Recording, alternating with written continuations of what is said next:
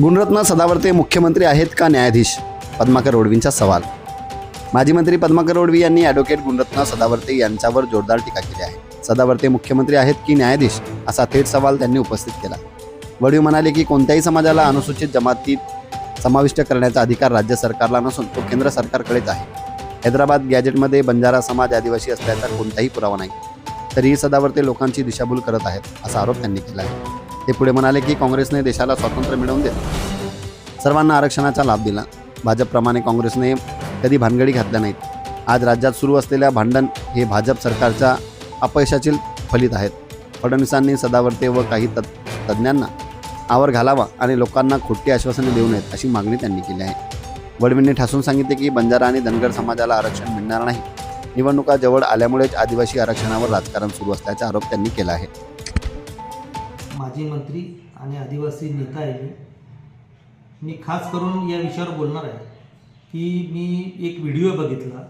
त्याच्यामध्ये ॲडव्होकेट गुणवंत सदावर्ते हा जे ज्येष्ठ आणि हुशार वकील आहे याने कुठेतरी जालना जिल्ह्यात का काय बंजारा समाजाच्या उपोषणाला भेट दिली आणि तिथं जाहीर केलं की बंजारा समाज STमध्ये आहे. अशा प्रकारे एखाद्या ज्येष्ठ वकीलने लोकांची दिशाभूल करणे, सरकारची दिशाभूल करणे, राज्याची दिशाभूल करणं अतिशय चुकीची गोष्ट आहे. आता मराठा आरक्षणाच्या विषयामध्ये ज्या हैदराबाद गॅजेटियरच्या आधारे मराठ्यांना जातीचे दाखले देण्याच्या बाबतीमध्ये जे काही गॅजेट काढलं त्याला गुणवंत सदावर्तेने विरोध केला आणि त्याच गॅजेटियरचा आधार घेऊन बंजारा समाजाला STचे दाखले मिळतील, आदिवासी दाखले देतील. हा दोन विरोधाभास आहे. बघा, मी आपल्याला सांगू इच्छितो की अशा प्रकारे महाराष्ट्रामध्ये जो धनगर समाज भटक्या जमातीमध्ये आहे त्यांनी सरकारकडे मागण्या केल्या, सरकारवर दबाव आणला, राजकीय दबाव आणले, आंदोलनं केले. धनगर समाजच्या काही संघटना हायकोर्टमध्ये आले, मुंबई हायकोर्टामध्ये बरेच दिवस केस चालले, जवळजवळ 8-10 वर्ष केसेस चालल्या. काय झालं त्या केसेसमध्ये आम्ही स्वतः सहभागी झालो. इंटरव्हेन्शन आदिवासी हक्क संरक्षण समिती आणि धनगर समाज हा आदिवासीचे निकष पूर्ण करू शकत नाही हे हायकोर्टाने निर्णय दिला 2024ला आणि तोच निर्णय सुप्रीम कोर्टाने कन्फर्म केलेला आहे. बघा, मग त्यावेळेस सदावर्ते हायकोर्टामध्ये वकिली करत नव्हते का? जे आज बंजारा समाज भटक्या जमातीवाले आदिवासींच्या सवलती मागतायत, दर्जा मागतायत, तसं धनगर समाज पण मागत होता ना. त्याला हायकोर्टात, सुप्रीम कोर्टात कोणत्या प्रकारे निर्णय त्यांना मिळाला नाही किंवा सरकार त्यांना देऊ शकत नाही. मुळात आदिवासी जमातींचा जो दर्जा देणं किंवा तशा प्रकारचं जे समावेश करणं असेल, काढणं असेल, ह्या सर्व गोष्टी संविधानिक बाबी आहेत, कायदेशीर बाबी आहेत. कायदेशीर बाबी पूर्तता न करता गुणवंत सदावर्तेला ST जमातीमध्ये बंजारा समाजाचा समावेश करू असं जाहीर करण्याचा अधिकार कोण दिला? माननीय मुख्यमंत्र्यांनी दिलाय का? तर हे चुकीचं आहे. मला असं वाटतं की गुणवंत सदावर्ते सोयीची भूमिका घेत आहेत. एकीकडे सरकारला कसं फायदा होता येईल, भाजपची बाजू घेता येईल असा प्रयत्न करतायत. त्याने सांगितलं की काँग्रेसने या आरक्षणाकडे लक्ष दिलं नाही. मित्रांनो, मी सर्व राज्याला सांगू इच्छितो, काँग्रेसने आरक्षण दिलेलं आहे, पण काँग्रेसने आरक्षणाच्या नावाखाली या महाराष्ट्रामध्ये जातीमध्ये भांगड्या कधी लावल्या नाही. अनुसूचित जातीचं आरक्षण सेपरेट स्वतंत्र आहे, STचं आदिवासींचे आरक्षण स्वतंत्र आहे, भटक्या जमातीचं स्वतंत्र आहे, OBC स्वतंत्र आहे. काँग्रेस सरकार जे पण केंद्र राज्यात असेल कधीही त्यांनी आपसात भांगड्या लावल्या नाही. हे सर्व भांगड्या आता सुरू झालेल्या आहेत, भाजपच्या सरकारमध्ये सुरू झालेल्या आहेत. आणि म्हणून अशा प्रकारे गुणवंत सदावर्ते हा भाजप सरकारचाच वकील आहे आणि लावालावीचे धंदे करतोय. हे आदिवासी कधी सहन करणार नाही. मला राज्यातल्या सर्व आदिवासी आमदार, खासदार, नेत्यांना सांगायचे हे आहे, असा जो गुणवंत सदावर्ते वकील काय बडबड करतो आहे याला सुद्धा आदिवासी नेत्यांनी स्पष्ट विरोध केला पाहिजे किंवा राज्यामध्ये अशा प्रकारचे जे आदिवासींच्या आरक्षणावरचे जे काही अतिक्रमण आणि आक्रमण चालू आहेत, उपोषण चालू आहेत, या बाबतीमध्ये आपण सुद्धा राज्य सरकारवर दबाव निर्माण करण्याची गरज आहे.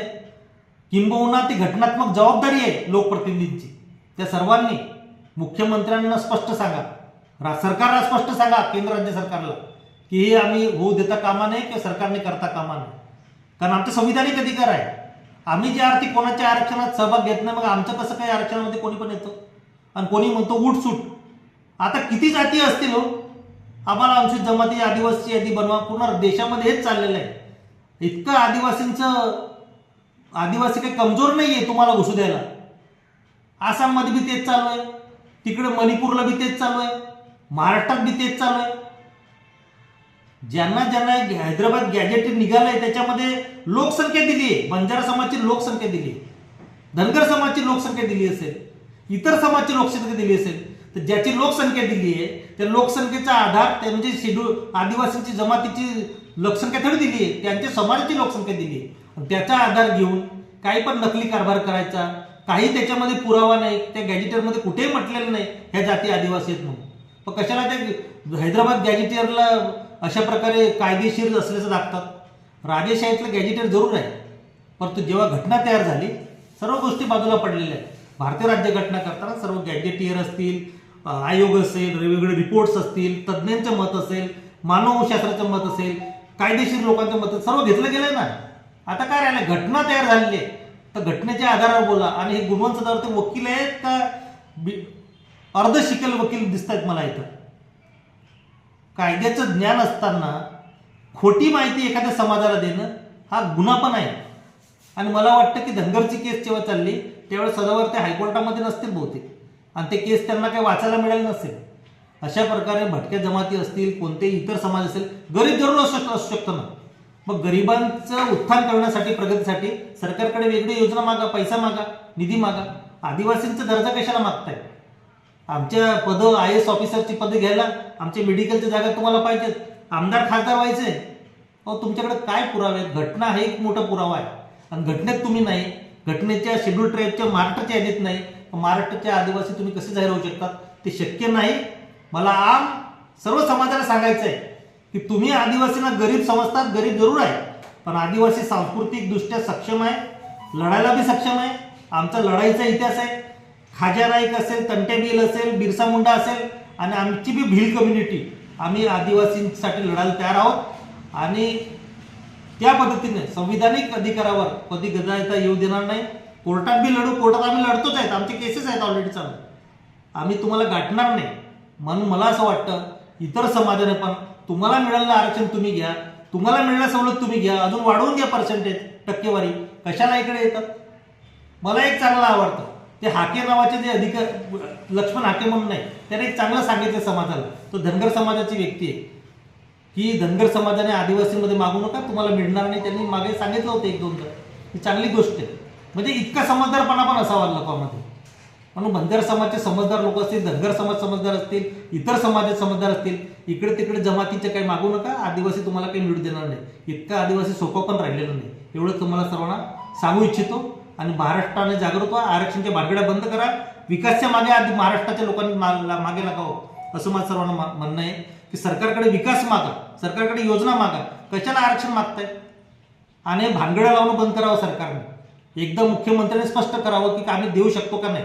जे देऊ शकत नाही सरकार बोलत नाही, त्याच्यामुळे लोक मागणी करतात, विध्वंस करून राहिले. हे फार छाप चुकीचं आहे, याचा मी निषेध करतो. या गुणवंत सदावर्तेचा पण निषेध करतो की हा पण आपसामध्ये भांगड्या लावतोय, मराठा आणि OBC मध्ये भांगड्या लावतोय, आदिवासीमध्ये बंजारामध्ये भांगड्या लावतोय.